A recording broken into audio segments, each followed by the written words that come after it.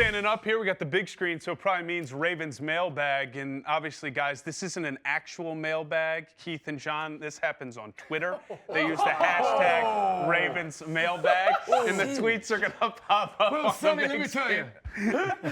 If we could bring out some mail to make these guys comfortable, that'd be great. All right, first up, what's the status of Mark Ingram, Keith? Well, back in the 1950s, before there was, ultrasound and all this stuff, I'd really be worried. But no. A little worried, obviously, because if you saw Mark hobble off the field 3 weeks ago, you would say, man, he's not going to play. And the way he described the injury, too. Exactly. But the coaches say he's going to play. 3 weeks has gone by. Modern technology, modern medicine, the training staff, and all the things that you can do rehab-wise. We'll see. But, yeah, a little bit of concern for him. Yeah. Okay, next tweet. We're keeping this modern theme going here.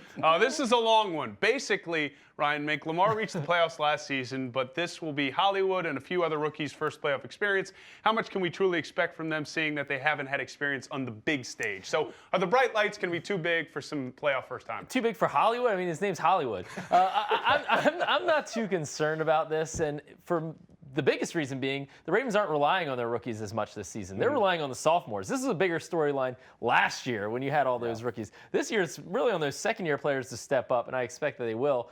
The rookie that has to have the biggest game is Jalen Ferguson, the third-round pick. Like we talked about before, they're going to run at him, and he's got to hold up that edge. So I look at him. Hollywood's due for a big game, but I don't think the Ravens have to have that for them to win. All right, final tweet for one, John Eisenberg. What do you think the biggest challenge will be for the Ravens offense versus this Titans defense? We haven't talked much about the defense in Dean Pease.